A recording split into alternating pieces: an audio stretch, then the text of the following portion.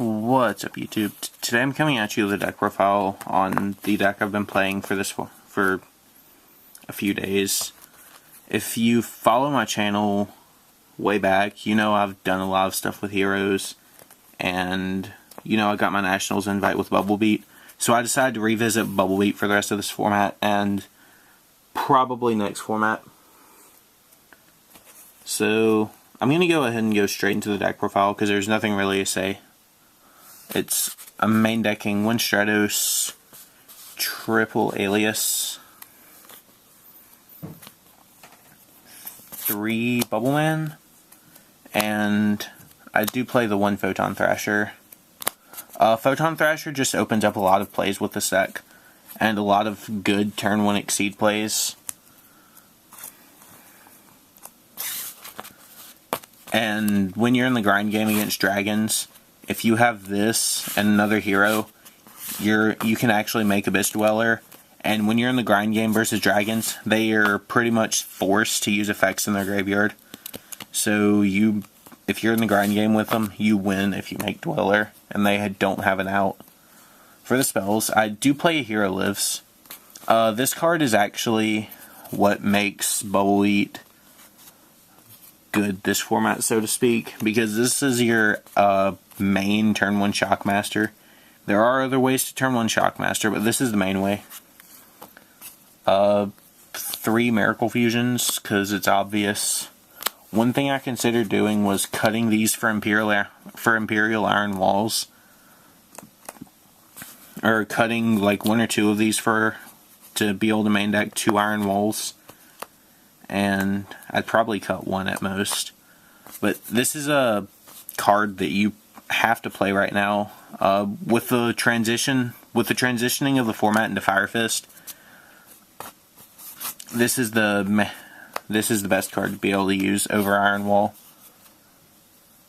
The 2 Elves, I played 2 Dualities, and I'm opting to main deck double Gemini Spark, just because it does open up. It is really situational. I mean, you can spark a Draco Sack, but it's really situational. Like, it's really good, or only good, really, turn 1. And that's if you don't make the turn 1 Shockmaster. 2 Warrior Returning Lives, because this does help you OTK. 2 E-Calls and 1 Rhoda for the obvious search power that's not Stratos. And then for the staples, I play 1 Book of Moon. Something I really shied away from this format was the main decking of triple MSTs.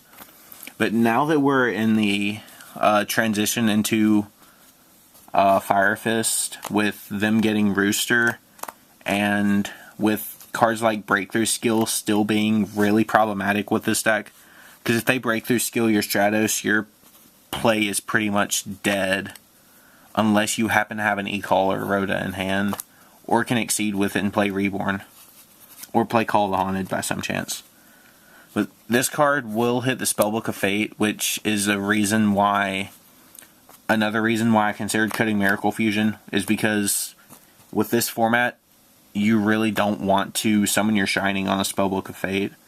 And MST actually does help hit the Fates, because the only cards they're going to have set is pretty much Fate, possibly a Wisdom late game, and Starhall will be face up with Tower.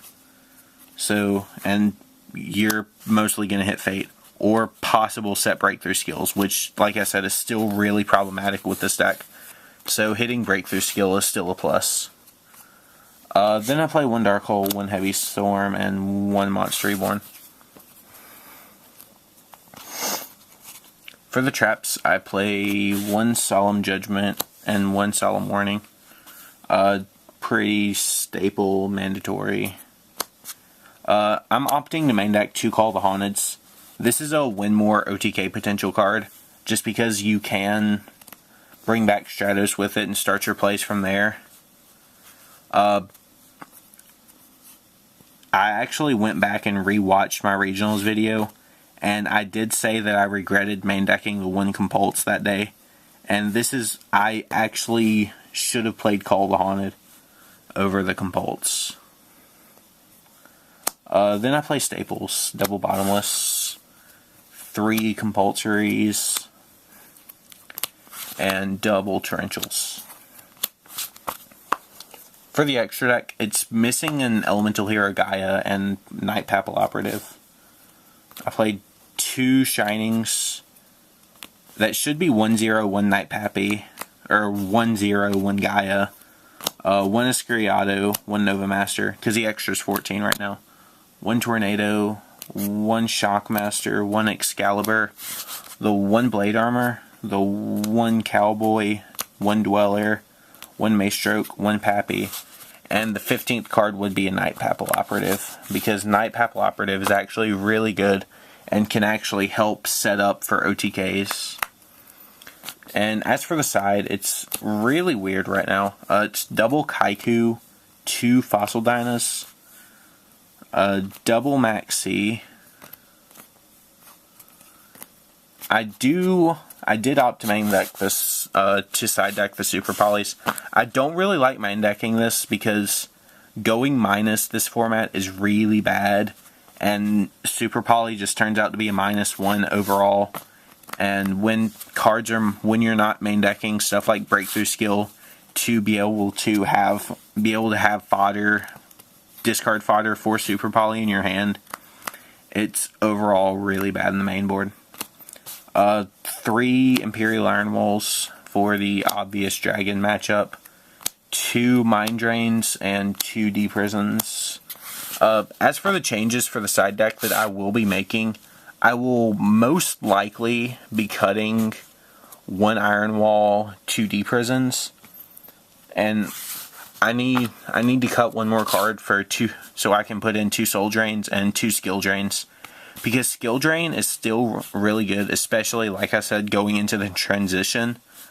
What I'm probably going to end up doing is, like, cutting 1 Fossil Dyna. But yeah, like I said, Skill Drain's really good going into the transition. And being able to open up Mind Drain or Soul Drain against E-Drags is crucial. Because there are times when they won't have the Rejuve, and they'll have all their resources in the graveyard. So you can still Soul Drain them, and you will win because of that. But yeah, that's pretty much it for my A Hero Lives deck profile. I'm going to start a series on heroes, so tell me what I should name it in the comments down below. But yeah, that's pretty much it. Hope you enjoyed. See ya.